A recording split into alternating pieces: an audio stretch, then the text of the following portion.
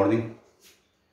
कल के क्लास में वेक्टर ये क्रॉस प्रोडक्ट के पहले का जो हमारा डॉट प्रोडक्ट है उसको पढ़ाया था, और डॉट प्रोडक्ट से रिलेटेड उसकी प्रॉपर्टीज और कंपोनेंट का फॉर्मेट हम लोग कैसे बनाएंगे उसको बताया। और जैसे component of B along A या component of A along B, इस टाइप की बात मैंने की थी। उसके आधार पे मैंने कुछ क्वेश्चंस भी डाला था। उसके बाद का आपका अंतिम टॉपिक इसका होता है क्रॉस प्रोडक्ट। तो cross product of two vectors की बात कर रहे हैं, उसको देखो, स्टार्ट कर रहे हैं उसको। Cross product of two vectors, cross product,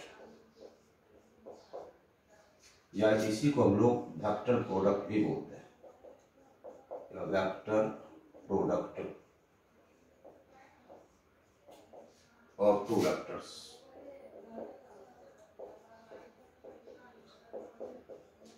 चलो इसकी बात करें। दो सदिशों का सदिश गुणन, उसको अदिश गुणन कहते थे। इसकी हिंदी क्या है? ये हमारा है दो सदिशों का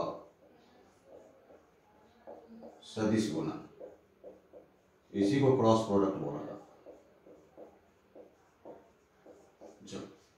सबसे पहले ये देखना, यदि मान लो कि ए और बी दो वेक्टर हो, उसके क्रॉस प्रोडक्ट को ए क्रॉस बी के रूप में लिखा जाता है। लिखते हैं कि if A and B be two vectors,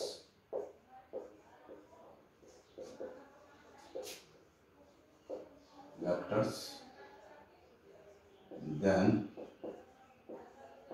their cross product is given by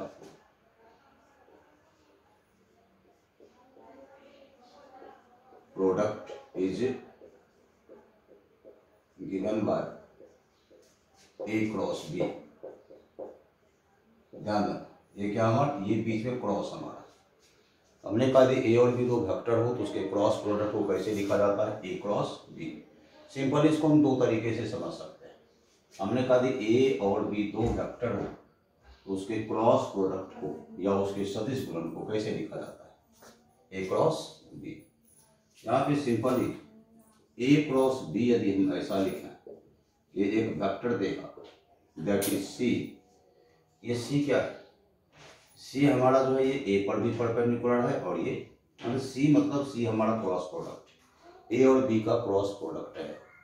फिर से ध्यान, ये जो हमारा सी है ये क्या है? ए और बी का क्रॉस प्रोडक्ट। तो यहाँ सी जो है, ये सी का डायरेक्शन जो है ये ए पर भी परपेंडिकुलर है और बी पे भी परपेंडिकुलर है। यहाँ सी क्या है हमारा? सी हमारा परपेंडिकुलर ए पर भी है और सी हमारा परपेंडिकुलर बी पर भी। इसको देखना है सबसे पहले। मतलब इसका मतलब ये हो गया कि C is perpendicular to the plane containing A and B, या ऐसा लिख सकते हैं। और इसको लिख सकते हैं C is perpendicular to the plane containing A and B, containing A and B. C जो है वेक्टर सी, हिंदी में दे रहे हैं इसको कि तब ए तथा vector C A, vector A तथा वेक्टर बी के तल के लंबवत, तल के लंबवत सदिश है, या सीधा लंबवत। समझना है इसको कैसे इम्प्लीमेंट कर। मानो कि हमारा दो वेक्टर है, यहाँ एक हमारा वेक्टर ए है यहाँ पे, एक वेक्टर हमारा क्या बी। ये मानो कि ये हमारा प्लेन है, ये हमारा प्लेन है। ये वेक्टर सी है, ये देखो, ये इसका जो तल है इसके लंबवत है। एक्चुअली ये है क्या कि जैसे हमारा ए बी इस टाइप से, ध्यान देना इसको। ये जो हमारा है ए और बी है, इस टाइप से ए बी हमारा, ये हमारा देखो ए बी, और ये सी है सी इस टाइप से। ध्यान से देखो, ये ए बी है दोनों, वेक्टर ए वेक्टर बी। तो सी क्या है? इस टाइप से, इसके तल के लंबवत। यहाँ पे इसके 3D है तो ये समझ में नहीं आता, इसका हम एंगल थीटा यहाँ पे दे देते हैं। थीटा हमारा है। हमने क्या कहा कि ए क्रॉस बी हमारा क्या है सी, और सी को मैंने क्या बोला ये सी, ए पर परपेंडिकुलर बी पर परपेंडिकुलर, मतलब सी जो है ए और बी के तल के लंबवत, ये मतलब प्लान है ए और बी का। और ये पता है कि ए दो वेक्टर्स होते हैं जो कोप्लेनर होते हैं, पढ़ाया था हमने। मान लो ये ए और बी है, ये ए और बी, ये सी है, ध्यान से देखिए ये ए है और ये बी है और ये क्या है हमारा ये सी है, इस टाइप ऐसा चलेगा। ये परपेंडिकुलर दिख रहा है, ये पर सीधे परपेंडिकुलर, यही हमारा सी। चलो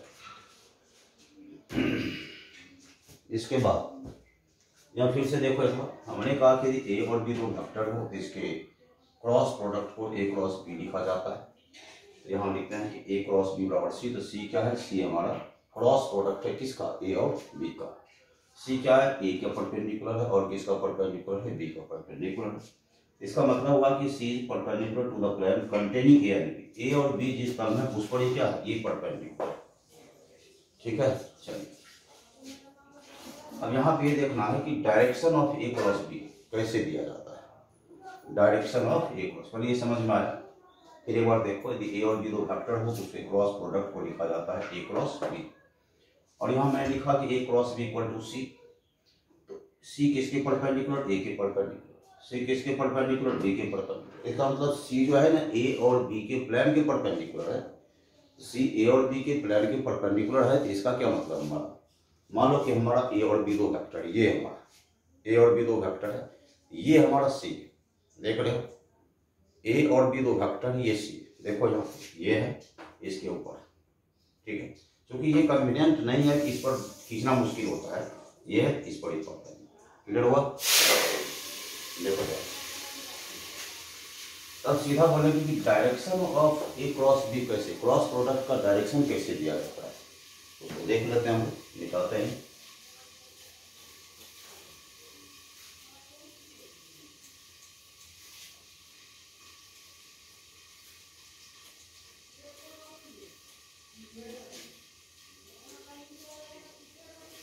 चलिए यहाँ लिखते हैं कि direction of A cross B, चलो direction of A cross B, A cross B का डायरेक्शन किसे दिया जाता है, राइट हैंड थंब रूल या राइट हैंड स्क्रू रूल, दो तरीका है यहाँ इसका देते हैं हम लोग। Right hand thumb rule, right hand thumb rule, या इसमें हम लोग क्या कहते हैं स्क्रू रूल। अब ये है क्या, ये देखना पड़ेगा। फिर से एक बार हम ये बता रहे हैं, ये हमारा मान लो ये हमारा वेक्टर ए है, ये हमारा वेक्टर बी है, ये हमारा क्या थीटा है। तो हमने कहा कि सी परपेंडिकुलर इस पर है, ये परपेंडिकुलर, और ये मान लो ये भी दे रहे हैं सी परपेंडिकुलर, लेकिन कैसे एक हमारा प्लान है, मान लो हमने बोला राइट हैंड थंब रूल, एक काम करो जैसे ए क्रॉस बी मतलब ए से बी, ए क्रॉस बी हमने क्या दिखाया देखना, ए क्रॉस बी हमारा क्या है, ये हमारा सी। हमने कहा कि इसका डायरेक्शन किससे दिया जाता है, राइट हैंड थंब रूल से। तो राइट हैंड थंब रूल हमारा देखो, ये राइट हैंड हमारा, ये राइट हैंड है, तो ये देखो यहाँ पे ए से बी हमारा है, ए से बी है, ये देखो इसको क्या करो, इसका ये रखो इस प्लान में रखो और इसको कर्व करो, तो क्या देख रहे हो, थंब बाहर आ रहा है, ये देखो जैसे ये हमारा क्या है ए से बी हमारा, बी से ए जैसे होगा तो डिफर कर जाएगा, बी से ए जैसे होगा तो डिफर करेगा। हमने कहा ए क्रॉस बी सी है, तो सी का मैंने कहा डायरेक्शन कैसे निकाले, हमने बोला राइट हैंड थंब रूल या इसकी रूल हमने बोला। तो राइट हैंड थंब रूल बोल रहे हैं कि यहाँ पे मान लो कि पाम इसको रखा और कर्व करो इसको, क्या देख रहे हो, ये अपवार्ड जा रहा है, देखो ए से बी, ए है हमारा, ए से ये देखो ए है, ए से बी ऐसा गया, ए से बी ऐसा करो, क्या हो अपवार्ड हुआ, राइट हैंड थंब रूल ये। लेकिन जैसे बी से ये करता है तो ए से बी की बात आ रही है, जैसे ए क्रॉस बी मतलब ए से बी की तरफ बात होता है, जैसे हम बी से ए कर ले तो नीचे की तरफ चले जाएगा, तो इसके लिए ये संभव, ये गलत हो जाएगा। फिर से ध्यान रखना, ए क्रॉस बी मतलब ए से बी की तरफ, ए से बी की तरफ हम क्या राइट हैंड थंब रूल, इसको को भी समझाएंगे, दोनों से होता है। राइट हैंड थंब रूल से हमारा मतलब हुआ कि थंब को दिया और इसको कर्व करो। कर्व जो है जो थंब हमारा हुआ, थंब परपेंडिकुलर किसको डिनोट कर रहा है, थंब डिनोट कर रहा है सी को। फिर देखो ये हमारा यहाँ पे थंब है, इसको कर्व किया, ए से बी है, क्योंकि बी से होता तो उल्टा जाता, ए से बी है तो इसको कर्व किया, कर्व किया क्या देखो या कहाँ है, ऊपर की तरफ परपेंडिकुलर होता, क्लियर। लेकिन बी से ये होता ठीक उल्टा होता, तो इसके लिए ए क्रॉस बी के लिए डायरेक्शन नहीं होगा। चलो स्क्रू की बात कर रहे हैं, मोन स्क्रू है तो इसको एक काम करो, इसको एक एंटी क्लॉकवाइज करो, ऐसे देखो क्लॉकवाइज करने क्या हो रहा है, देखो नीचे जा रहा है, एंटी क्लॉकवाइज करो, देखो ऊपर आ रहा है, समझ में आ रहा है। स्क्रू रूल देखो ध्यान से, हम एंटी क्लॉकवाइज कर रहे हैं, एंटी क्लॉकवाइज, ये क्लॉकवाइज है, ये क्या है एंटी क्लॉकवाइज। चलो चलो देखो पेज कस रहे हैं, नीचे आ रहा है, देख रहे हैं, ठीक है। मतलब ये देखो एंटी क्लॉकवाइज, एंटी क्लॉक देखो ऊपर आ रहा है, ये ए से बी करेंगे, ए से बी से ए करें, बी से ए करो, देखो अपोजिट हो रहा है, नीचे की तरफ जा रहा है। फिर तुम ए टू बी करो तो ये देखो ऊपर देख लो ऊपर आ रहा है। इसका क्या मतलब होगा, इसका मतलब हमारा हो रहा है कि यदि हम ए क्रॉस बी करें और इसको बी क्रॉस ए करें तो ये लागू नहीं होगा हमारा। क्या देख लो, एक में अपवार्ड एक में डाउनवार्ड, ए क्रॉस बी क्या होगा अपवार्ड होगा और ये बी क्रॉस ए क्या होगा डाउनवार्ड होगा। ये इसका क्या होगा हमारा, मान लो ये हमारा अपवार्ड हो रहा है और ये हमारा क्या हो रहा है, ये हमारा डाउनवार्ड हो रहा है। क्या समझ में आए, मेन यही डायरेक्टिव प्रॉपर्टी है। एक बार फिर देखो ना, ए से बी जा रहा है, ए से बी मतलब क्या एंटी क्लॉकवाइज, देखो एंटी ऊपर आ रहा है, अपवार्ड देख रहे हो, बी से ए देखो नीचे जा रहा है, डाउनवार्ड चला जाता है, क्या देखो ये कभी पॉसिबल है, पॉसिबल नहीं। क्लियर हो गया, यही हमारा था ए क्रॉस बी का direction, right hand thumb rule. तो मिटाते हैं इसको, राइट हैंड थंब रूल बोला, स्क्रू रूल से इसका डायरेक्शन दिया जाता है। एक और इसमें देखेगा, इसका एक जनरल हमारा केस है, लिखा रहता है कहीं कहीं हमारा,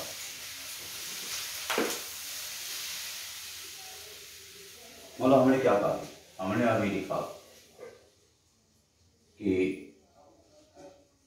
ए क्रॉस बी सीधा लिखा अभी मैंने कि ए क्रॉस बी हमने लिखा सी, इसका जो फॉर्मूला हमारा होता है, इस फॉर्मूला पे हम जोड़े मैग्नीट्यूड ऑफ सी की बात कर रहे हैं, या मैग्नीट्यूड ऑफ सी करें या हम लिखते हैं magnitude of A cross B करें, ये हमारा होगा mod A mod B sine theta, या इसको लिख देंगे ए बी साइन थीटा। वहाँ क्या था डॉट में, क्या था ए बी कॉस थीटा, यहाँ क्या है हमारा A B sine theta. Theta क्या है, थीटा हमारा ए और बी के बीच का स्मॉल एंगल, यहाँ थीटा क्या है, theta equal to smaller angle, smaller बोलो, स्मॉलर क्यों बोल रहे हैं बता रहे हैं, smaller angle between vector A and vector B. अब सवाल होता है कि आपने स्मॉलर एंगल क्यों लिखा, छोटा कौन कौन लिखा। मैंने पहले भी बोला था कि दो वेक्टर के बीच स्मॉलर एंगल लिया जाता है। देखो ये हमारा एक हमारा ये वेक्टर ए वेक्टर बी है, ये थीटा है, ये तो हमारा परपेंडिकुलर एक एंगल तो ये होता है इस टाइप से। तो हमने क्या बोला था कि छोटा दो वेक्टर के बीच टेल से टेल मिला हुआ है, ये टेल है, ये टेल से टेल मिला हुआ है, तो टेल और टेल के बीच कौन सा एंगल लिया जाता है स्मॉल एंगल। मैंने बोला भी था कि थीटा 0 और 180 तक ही हो सकता है, उसके बाद बड़े एंगल को हम लोग नहीं लिखते। तो यही हमारा है, थीटा क्या है ए और बी के बीच का स्मॉल एंगल। क्लियर हुआ। एक और इसमें देखना, एक जनरल में हमारा आता है एक और ये पढ़ा होगा, ए क्रॉस बी जो होता है ये होता है मोड ए, ये हमारा मोड बी, ये है साइन थीटा, ये है हमारा एन कैप। एन कैप मतलब ये डायरेक्शन डिनोट करता है। तो इसको लिखते हैं फ्रेस में लिखते हैं, इसको मिटाते हैं फिर।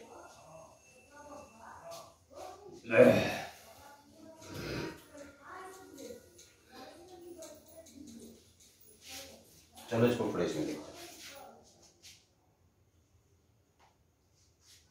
देखो यहाँ लिख रहे हैं हम लोग ए क्रॉस बी का एक जनरल फार्मूला हमारा ये होता है मोड ए, यहाँ लिखते हैं मोड बी, और यहाँ क्या लिखते हैं साइन थीटा, यहाँ क्या लिखते हैं एन कैप लिखते हैं।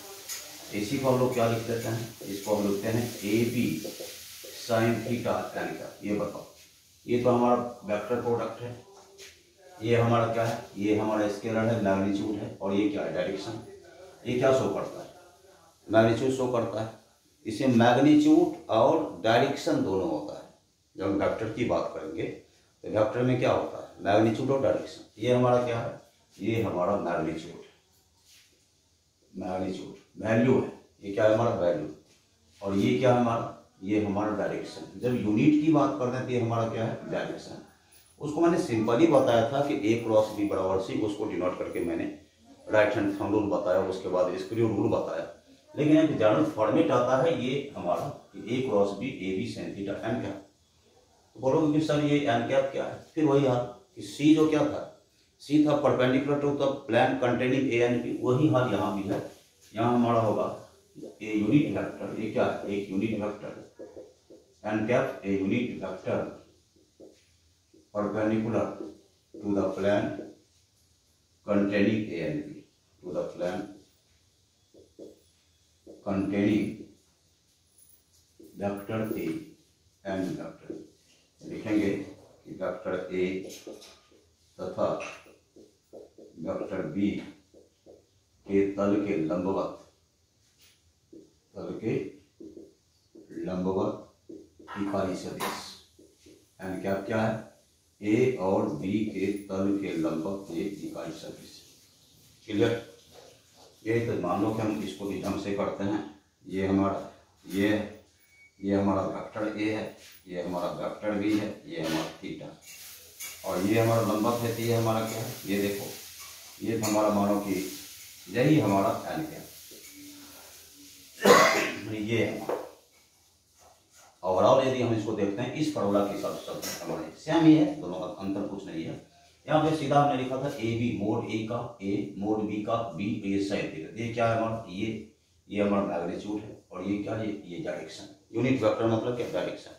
तो इसमें मैग्नीट्यूड तुमको पता है कि वेक्टर क्या है, वेक्टर एक फिजिकल क्वांटिटी है जिसमें मैग्नीट्यूड और डायरेक्शन दोनों होता है। ये हमारा मैग्नीट्यूड है और ये क्या है हमारा डायरेक्शन।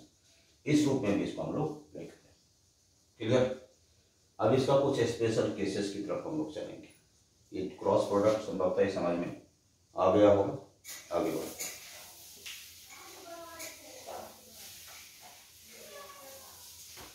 चलो।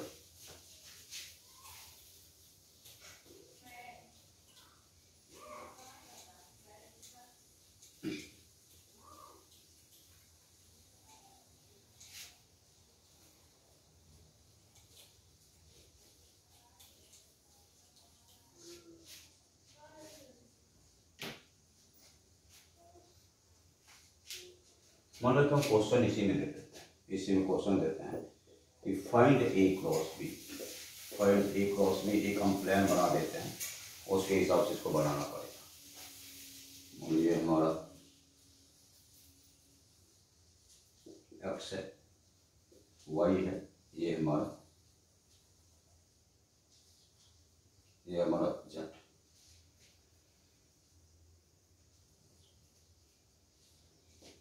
वेक्टर ए हमारा 2 यूनिट है, और वेक्टर बी जो है ये हमारा 4 यूनिट है, ये हमारा 30 डिग्री। समझ, ये हमारा क्वेश्चन हमारा है। इसमें क्या रहा हमारा कि ए क्रॉस बी को निकालना है, ऐसे क्वेश्चन के साथ।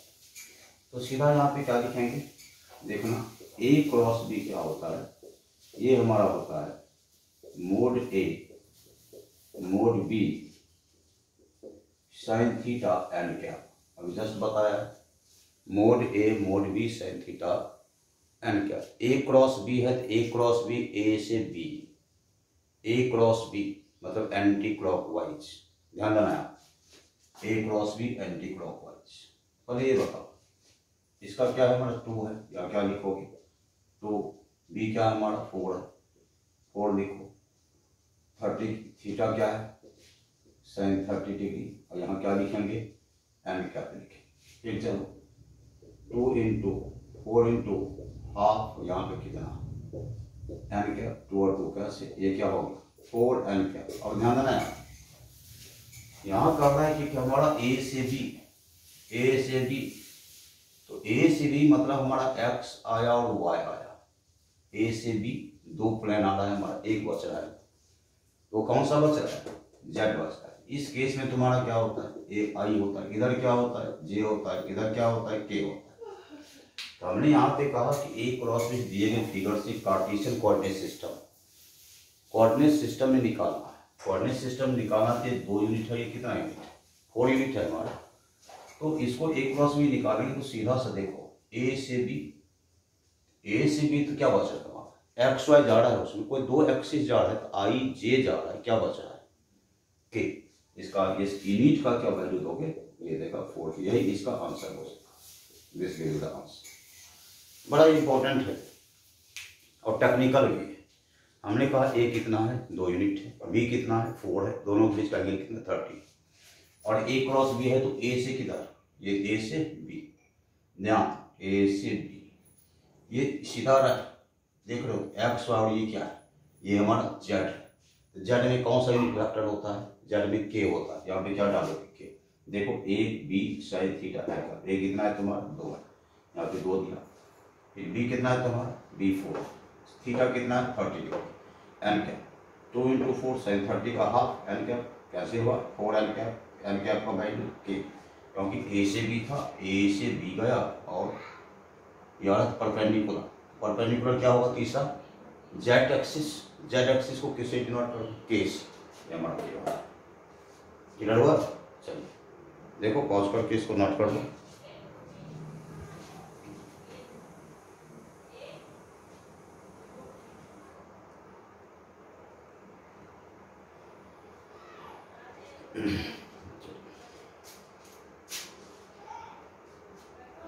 चलो कुछ इसका स्पेशल केसेस है।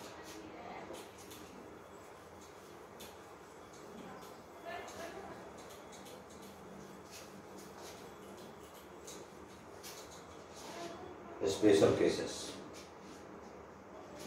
विशेष स्थिति,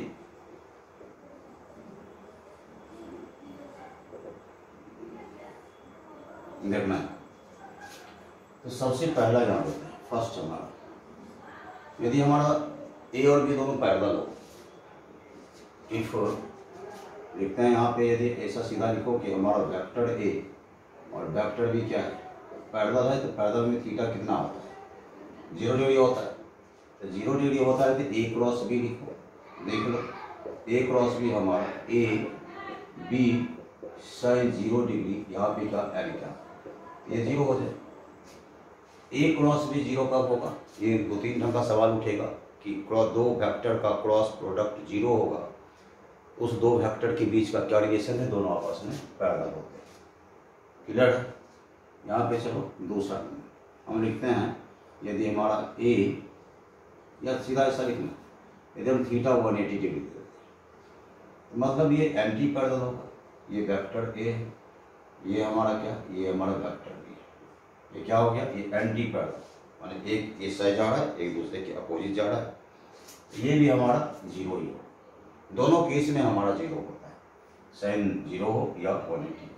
यहाँ पे ए क्रॉस बी क्या होगा हमारा, यहाँ भी ए क्रॉस बी क्या होगा 0 180 हो, तो 180 में यही होगा कि एंटी पैरेलल होगा, और 0 होगा तो पैरेलल होगा, ये इतना ही डिफरेंस हमारा। तो तीसरा क्वेश्चन हम लिखते हैं कि थीटा हमारा 90 डिग्री, थीटा क्या है 90 डिग्री, तो 90 डिग्री है तो वेक्टर ए और बी क्या है हमारा, ये देखो ये हमारा परपेंडिकुलर, यदि हम इसका वैल्यू निकाल दें, मोड निकाल दें, वैल्यू निकाल दें, ए क्रॉस बी का क्या होगा ए बी साइन 90 डिग्री, ये कितना होगा ए बी, ये हमारा मैक्सिमम वैल्यू होगा, ये हमारा क्या होगा मैक्सिमम वैल्यू, बोलेगा कि क्रॉस प्रोडक्ट का मैक्सिमम वैल्यू कितने एंगल पे होता है 90 डिग्री पे, उसका मैग्नीट्यूड कितना होगा मैक्सिमम वैल्यू, क्लियर। फिर सीधा सा ए पैरेलल बी था, थीटा मतलब 0, ये क्या होगा हमारा ए पैरेलल, ए पैरेलल बी हो तो ए क्रॉस बी का वैल्यू 0 होगा। फिर यहाँ देखो एंटी पैरेलल है तो ये भी 0 होगा। थीटा 90 है, मतलब ए और बी क्या है, ए और बी आपस में क्या है, परपेंडिकुलर है। तो परपेंडिकुलर है तो ये क्या होगा, मैग्नीट्यूड क्या होगा, ए बी हो जाएगा और यह मैग्नीट्यूड मैक्सिमम होगा। क्लियर, देख लो इसको, पॉज करके उतारो, नोट करो।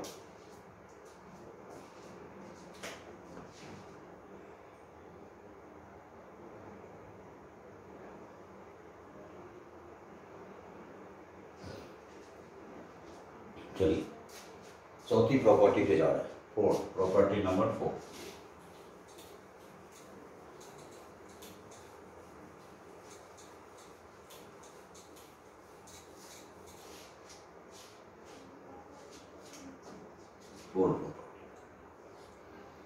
ये कह रहा है कि commutative law, vector product they obey commutative law, they obey,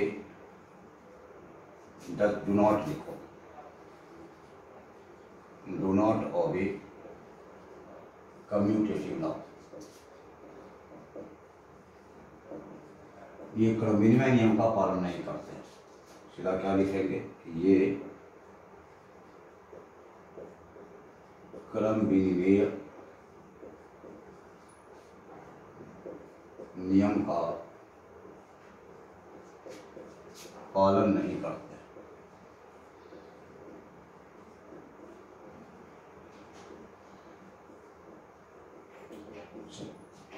that is क्या लिखेंगे, इसका मतलब जस्ट मैंने बताया भी था अभी डायरेक्शन में, ए क्रॉस बी जो होगा not equal to B cross A, ये एक दूसरे के बराबर नहीं होंगे, क्योंकि डायरेक्शन मैंने जस्ट बताया था कि अपवार्ड होता है कि डाउनवर्ड हो जाता है। इसके पहले डायरेक्टिव प्रॉपर्टी में बता रहे थे। दूसरा का रहा है दे obey distributive law, they obey distributive law, ये वितरण नियम का पालन करता है।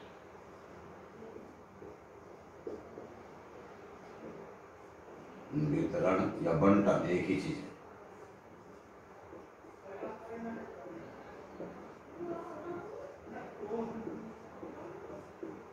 समझना है।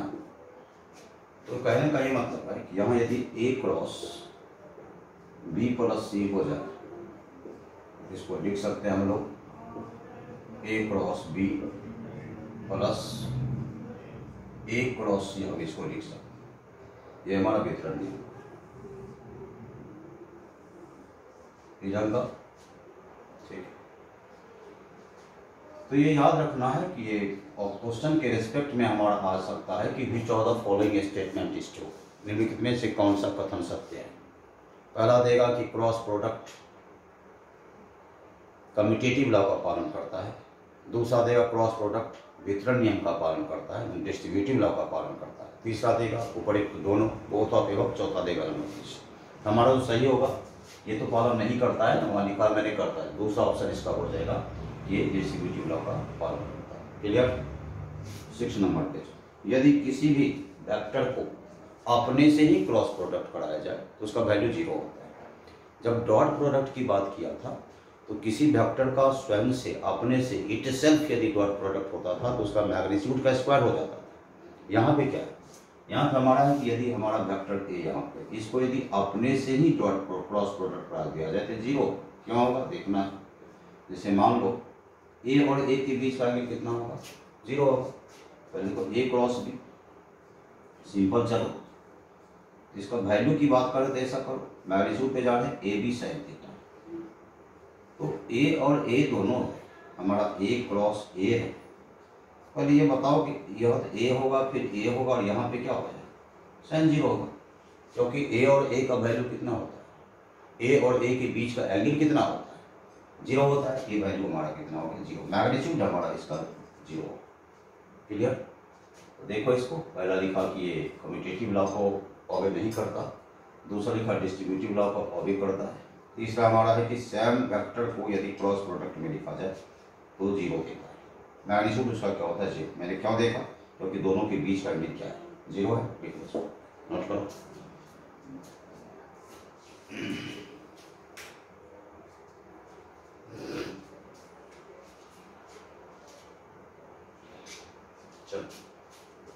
7 नंबर पे चलना, 7।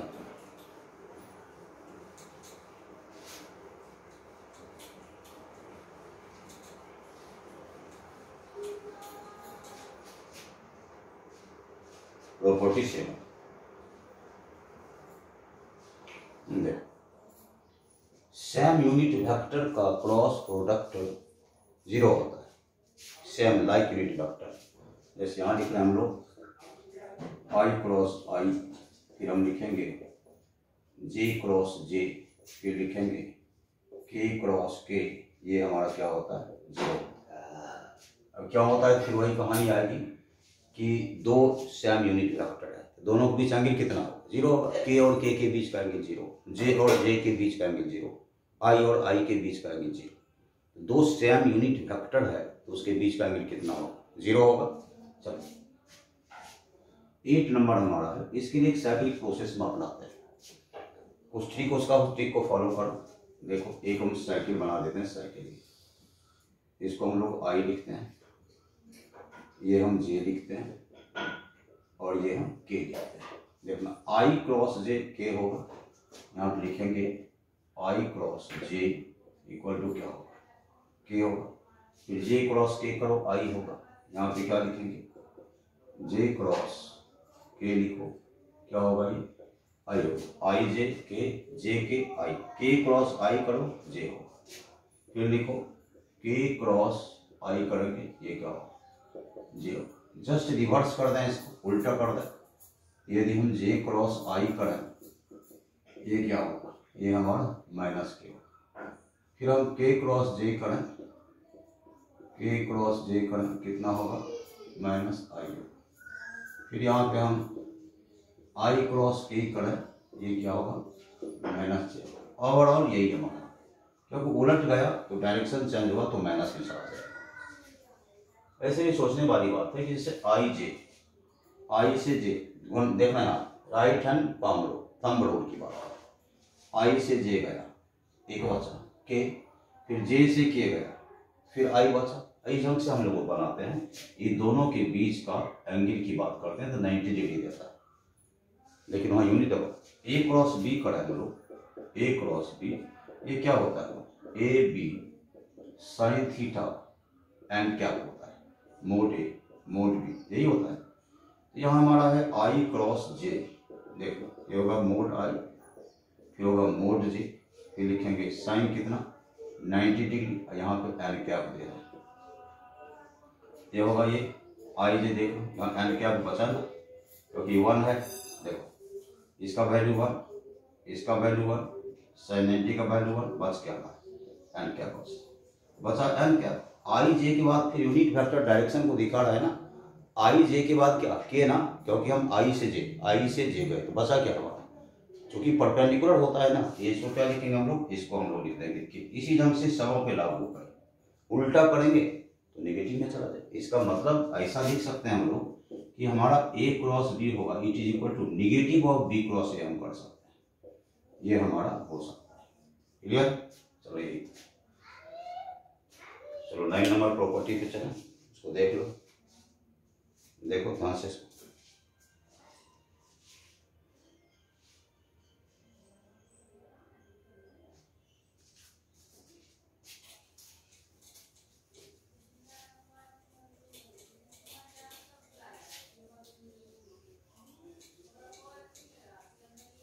चलिए 9 नंबर पे चलना है।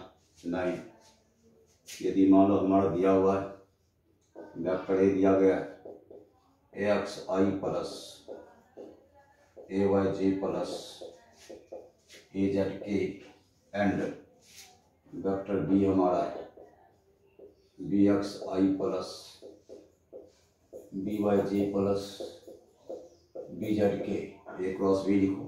सिंपल सा डिटर्मिनेंट जगह में पड़ा होगा, कोई खास इसमें है नहीं।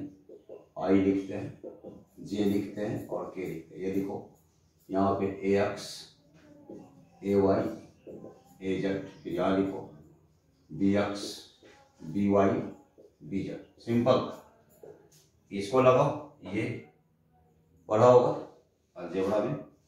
आई देखिए ay bz, इसको क्या लिखोगे ए वाई बी जेड माइनस ए जेड बी वाई।